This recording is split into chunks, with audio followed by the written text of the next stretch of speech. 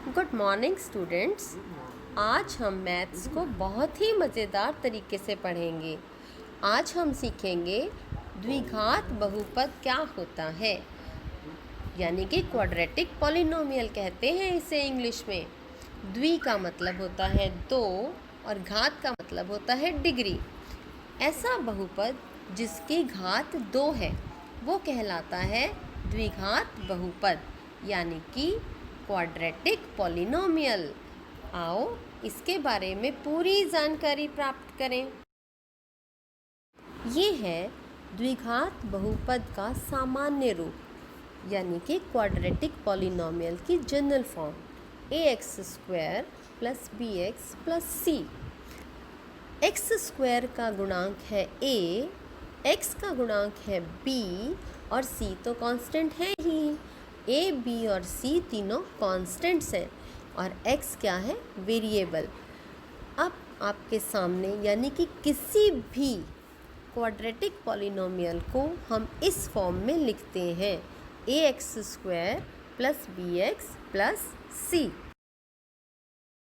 बच्चों, किसी भी बहुपद के शून्यकों की संख्या उसकी घात पर निर्भर करती है। अब क्वाड्रेटिक पॉलिनोमियल यानी द्विघात बहुपद की सबसे बड़ी घात 2 है। इसका मतलब इसके शून्यकों की संख्या 2 होगी।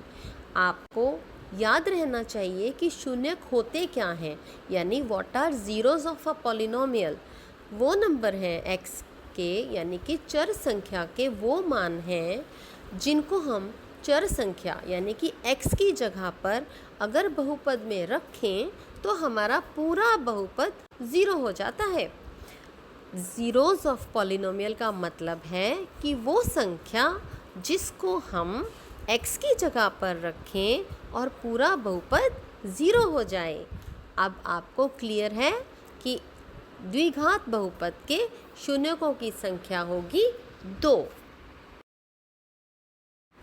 स्टूडेंट्स, बहुपद के शून्यक और बहुपद के गुणांक आपस में गहरे दोस्त हैं। इनमें बहुत पक्की दोस्ती होती है। इनका जो रिलेशन है वो हम कैसे रिप्रेजेंट करते हैं वो आप जानिए। अगर हम किसी द्विघात बहुपद के शून्यकों को जोड़ दें, यानी कि शून्यकों का योग निकालें, तो वो बराबर होता है -b/a। अब आप कहेंगे मैडम ये b है क्या और ये a है क्या? ध्यान से देखिए, जो x का गुणांक है वो है b और जो x² का गुणांक है वो है a, यानी कि द्विघात बहुपद के शून्यकों का योग, 2 शून्यक आएंगे ना इसके, उनका हम नाम भी रख सकते हैं शून्यकों का। मान लो हम उनका नाम रख देते हैं, एक शून्यक का नाम रख देते हैं अल्फा और एक शून्यक का नाम रख देते हैं बीटा, यानी अल्फा + बीटा बराबर होंगे -b/a। अब आप कंफ्यूज नहीं हो जाना कि अल्फा और बीटा क्या है। जैसे आपका नाम है रीना, पिंकी, राजू, रवि, ऐसे ही हमने शून्यकों के नाम रख दिए अल्फा और बीटा। अल्फा यानी पहला शून्यक, बीटा यानी दूसरा शून्यक, दोनों का योग यानी अल्फा + बीटा बराबर होगा -b/a। शून्यक अल्फा और शून्यक बीटा का एक संबंध और भी है। अगर हम अल्फा को यानी पहले शून्यक को दूसरे शून्यक बीटा से मल्टीप्लाई कर दें तो भी गुणांकों से इनका रिलेशन बहुत अच्छा है, यानी कि दोनों शून्यकों का गुणनफल होगा c/a। बच्चों ध्यान देना, मैंने c के साथ माइनस नहीं लिखा, यानी कि इसमें शून्यकों का गुणनफल है c/a। c मालूम है ना क्या है, हमारा कांस्टेंट यानी हमारी अचर संख्या, और a तो आपको पता ही है x² का गुणांक है। इसका मतलब शून्यकों का गुणनफल हुआ सी बटा में ए। अल्फा इंटू बीटा बराबर होगा सी बटा में ए। अच्छा रवि, तुम बताओ कि अगर मेरे पास एक द्विघात बहुपद है और उसके शून्यकों का योग है 10 और शून्यकों का गुणनफल दिया हुआ है -39, तो वो द्विघात बहुपद क्या होगा? एक बार ध्यान से सोचो रवि, ध्यान से सोचो और मुझे बताओ। सोचो बच्चों, आप भी सोचो और अपनी अपनी कॉपी में करके बताओ। Very good. मुझे मालूम है आप में से बहुत से बच्चों ने बिल्कुल ठीक किया है। फिर भी जिन बच्चों को अभी नहीं आया, मैं करके बताती हूँ और आप अपना अपना आंसर टैली कर लो। देखो, शून्यकों का योग क्या दिया हुआ है? 10, यानी कि -b बटा a किसके बराबर हुआ? 10 बटा 1 के। 10 को मैं 10 बटा 1 लिख सकती हूँ ना। -b बटा a बराबर हो गया 10 बटा a के। इसका मतलब जो -b है वो है बराबर है 10। अगर -b 10 के बराबर है तो b किसके बराबर होगा? b बराबर होगा -10। और a की वैल्यू क्या आई? a नीचे है तो नीचे वाला अंक है 1, तो a का मान हुआ 1। अब शून्यांकों का गुणनफल क्या दिया हुआ है? वो है -39, यानी कि c बटा a बराबर है -39, यानी -39/1 भी लिख सकते हैं। यहाँ से c का मान क्या आया? -39 और a का मान 1। अब हमारे पास तीनों मान हैं। a है हमारे पास 1, b है हमारे पास -10 और c है हमारे पास -39। हमारा सामान्य रूप तो आपको याद है ना, अभी ऊपर अभी पढ़ा है, ax² + bx + c। अब हमने a की जगह क्या लिख दिया? 1, यानी 1x² प्लस b की जगह पे क्या लिख दिया? -10x। क्योंकि b माइनस में है तो हम इसे ब्रैकेट में लिख लेंगे, प्लस c भी हमारा माइनस में है तो उसे भी -39 ब्रैकेट में लिख लेंगे। अब इसे हम ध्यान से देखें, कभी भी एक लिखने की ज़रूरत नहीं होती, अंडरस्टूड है। अगर हम x² लिखेंगे तो इसका मतलब भी है कि एक x², तो हम इसकी जगह लिख सकते हैं x²। आगे प्लस और माइनस, प्लस और माइनस आपको छोटी क्लास में सिखाया है। जमा घटा की हुई लड़ाई जिसमें जीता छोटा भाई, और छोटा भाई कौन था?